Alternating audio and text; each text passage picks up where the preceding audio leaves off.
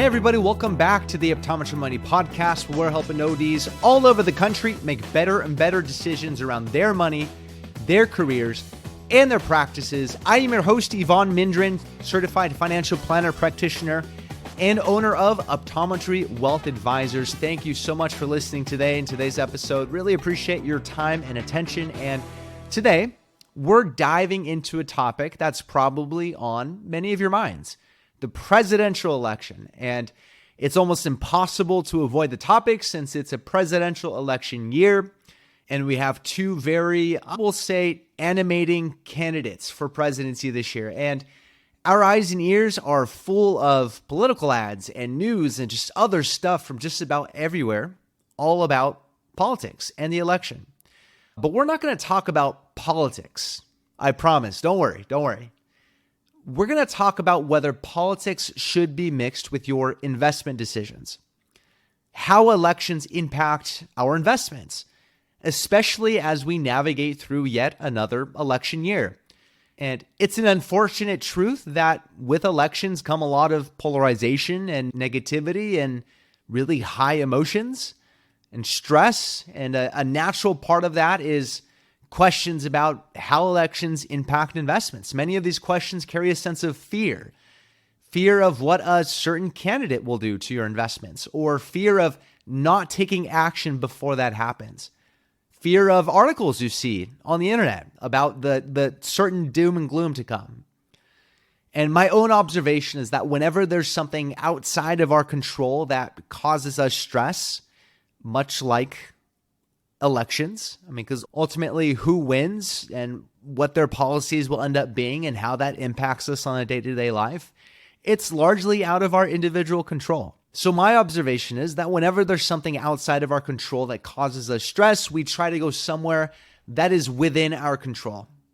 And I think we feel that our investments are one of those things that are directly within our control, that if only we tinker enough, if only we make trades before to prepare for the next president, we can be better off. And there are, again, no shortage of pundits and so-called experts with all sorts of doom and gloom predictions of stock market crashes, regardless of who ends up in office. And of course, are usually entirely wrong. So rather than think about just my opinion, I want to dive into real data, actual historical data, and try to determine whether there is any relevance of presidential elections to our investments and whether we should take action because it's an election year. So with that, let's dive on in. And let's start with the conclusion first. All right, I'm just going to read to the end of the story here. Here's the good news. History shows that regardless of which presidential party is in office, businesses, stocks, have continued to provide a positive return for shareholders over time. So that's the good news. That's sort of the conclusion. If you had to step away from the podcast and just take one thing, that's it, right? So let's break this down a little bit more. First, let's remember to think about markets as powerful information processing machines, right? They're pretty efficient. Like they're just gobbling up new information as it's coming in. All of the thousands and maybe millions of investors all over the place are just taking all this information in and applying it to their buying and selling decisions.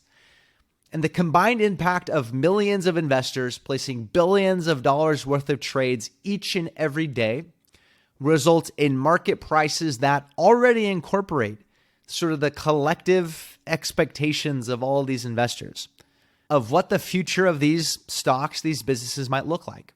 So this makes consistently outguessing the market price pretty difficult. If we think we have some inkling that a certain presidential candidate is going to do something certain to the stock market, or they're going to impact a certain business a certain way, well, it's very likely the rest of the market, in aggregate, all the other investors, most of which are going to be professional or institutional investors, are already factoring that into the prices here, right? So we don't have any informational advantages. But let's dive into the data here. So let's look at how U.S. stocks, here we're using the S&P 500, so really the largest U.S. stocks, but a good enough proxy for this conversation.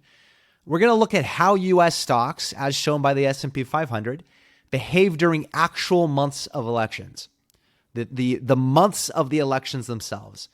And this is probably when the collective emotions of everyone are highest, right as the election's about to happen. And data for the stock market going back to 1926 through 2023 shows that returns in months when presidential elections are happening, when the actual elections took place, have not tended to be that much different from returns in any other month. There's no discernible pattern when looking at the returns of the months of elections versus the returns of all other months. If you pile up all the returns and you kind of look at the distribution, there's really no pattern here, right? So there is no discernible difference between election months and non-election months. Well, let's zoom out a little bit, all right? So instead of months, let's take a look at the whole year of the election. So we've zoomed out a little bit, and this time starting from 1929 through 2023. And while we certainly see ups and downs throughout history, most of the years are positive, which really isn't different from the historical percentages of all years. Most years historically are positive. Looking at all of the election years from all the way from Hoover through President Biden, the average return of an election year is 11.57%. Not bad, right? I mean, that's pretty much what you would see close to on average anyways. So the typical or average experience during a typical or average election year is very positive, or has historically been positive, roughly around 11%.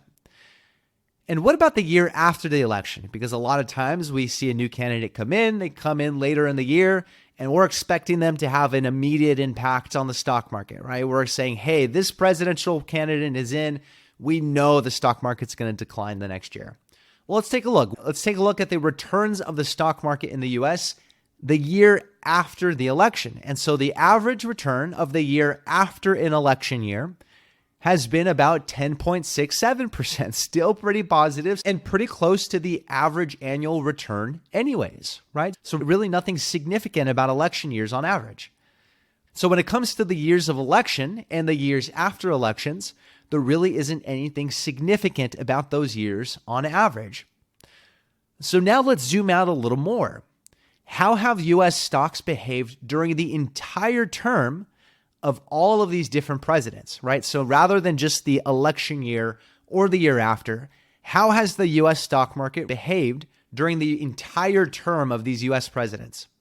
So again, from 1929 through 2023, the average return through a whole US presidential term was 9.5%. Not too bad, right? And when we look at all these different presidents from Herbert Hoover through all the way through Joe Biden, and when we look at the presidential parties, what we see is realistically, there isn't much of a difference between different parties that are in office in terms of the returns that you see. Outside of the Great Depression, I mean, the Great Depression was sort of an anomaly there. But outside of the Great Depression, you don't really see this discernible pattern. Most of them are pretty similar. And within the US bond market, so leaving from stocks to bonds, we actually see a pretty similar pattern as well. And what's interesting, going back to the stock market, what's interesting is that there also hasn't been a president that has avoided losses either during their term. Going all the way back again to Herbert Hoover in 1929, each president has seen a double-digit decline during their presidency, with a pretty wide range of declines. Through the Great Depression with Hoover, it was negative 86%, right? Pretty hard to imagine, but we saw negative 86% during the Great Depression. We saw negative 51% during the Bush era. We saw negative 16% with Carter. There's a pretty wide range, but each presidential term has seen its fair share of double-digit declines. No president has been shielded from that. And then finally, we can zoom out even more, right? Rather than looking at presidential terms, we can look at the longer term average returns. And when we look out even further, we see that the US stock market has provided positive long-term returns regardless of the different mix of presidential parties throughout history. There's a great chart from Dimensional Fund Advisors, and there's great resources that I'm going to add into the show notes for all these different points I'm making. But there's a great chart from Dimensional Fund Advisors showing the long-term returns over time through different parties in the Oval Office. I'm going to have that in the show notes. But when we look from 1926 through 2023, what we see is that the average annual rate of return for the S&P 500 was just over 10% when including dividends. Ups and downs along the way, of course, especially in the short term. But what we've seen over long periods of time is that stock markets reward long-term investors over time. And this is the real takeaway. Unless you are investing specifically for a short-term goal, we're long-term investors. And we need to keep our point of view, our expectations, our thinking over what we expect to happen over decades. Our investment time horizons are 20 and 30, 40, 50 years over the rest of our lives. And so we have to keep that in mind. Our point of view when thinking about return expectations and the behavior of these markets has to be as a long-term investor. And what we've seen is that markets have rewarded disciplined, patient, long-term investors, regardless of the politicians in office. Congress, we actually see pretty similar results.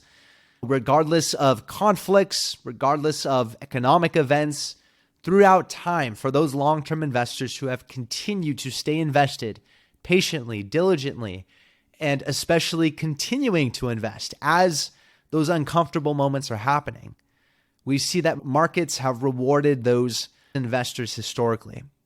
And while we can't say that history is going to guarantee that the same thing happens into the future, history gives us reasonable expectations, a reasonable range of outcomes.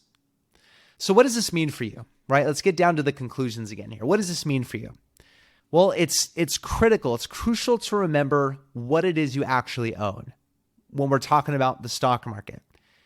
You own either directly or indirectly through mutual funds and ETFs, shares of actual businesses. Apple's, Disney, Walmart, Home Depot, Toyota. We own shares of actual real businesses. You're invested broadly in businesses and entrepreneurship, in human innovation and ingenuity, not in presidents and not in political parties. That's really important. That's critical. Ultimately, businesses will continue to do what they need to do to provide goods and services to customers, earn a profit, and ultimately provide positive returns over time for shareholders, regardless of what's happening in the meantime. And they'll do this regardless of who's in office. And also remember that you are likely, especially if you are one of our clients listening, you are likely globally diversified across thousands of publicly traded companies all over the world. And global diversification helps to diversify risks unique to a particular country or region, whether it's economic, whether it's currency related, political risks, conflicts, wars, especially long drawn out declines unique to one country or region. That's the purpose. That's what we want out of global diversification. So while politics does tend to be a heated topic, and we have especially divisive candidates for this election in 2024, mixing politics with investment decisions is very likely going to be a bad decision. Stock markets are way bigger than one man.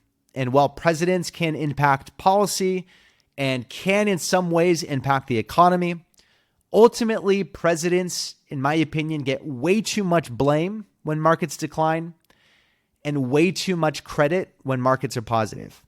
And I think they take too much credit when markets are positive. The truth is politicians have far less control over the stock market than most people want to believe. And much of it has to do with the context that the president is stepping into, or what's happening during their presidency that's actually outside of their control. Bill Clinton and Ronald Reagan took office at opportune times during one of the biggest bull markets in history. And we look at Roosevelt, for example. Roosevelt's time in office started with the Great Depression and ended in World War II. George W. Bush had 9/11 happen during presidency. And at the end of his presidency, we saw the great financial crisis. Obama stepped in during the great financial crisis, kind of timing the bottom there, seeing a substantial bull market from there on. We saw COVID happen recently. A lot of this is just the historical context economically, or just with or politically that's happening around the presidency as they're stepping into office. Much of this out of their direct control. So as we wrap up today's episode, I want to leave you with this thought. Stay focused on your long-term investment strategy and try not to get swayed by the noise of election year rhetoric or really the noise of the headlines any other year. Historically, markets have shown resilience and growth throughout various political landscapes. So take a deep breath, stay the course, focus on what's actually within your control, increasing your income, increasing your savings rate, the amount that you are adding, contributing, and investing over time, and trust in the power of markets over the long haul. And with that, really appreciate your time. I'm going to have all the resources I mentioned in this episode in the show notes, which you can find at the Education Hub at my website, www.optometrywealth.com. And while you're there, please check out all the other resources and episodes we've done, as well as feel free to schedule a no-commitment introductory call. And we can talk about whatever's on your mind financially, and we can talk about how I help optometrists all over the country solve those same financial concerns and more. And with that, we'll catch you on the next episode. In the meantime, take care. Want more resources to help master your money? Check out the Education Hub on Evon's website at optometrywealth.com. Evon Mendrin is a certified financial planner and owner of Optometry Wealth Advisors, a California registered investment advisor. All opinions of Evon and his guests are their own. This show is for informational purposes only and should not be relied on for specific investment, legal, tax, or other decisions. Clients of OWA may own securities mentioned on this show.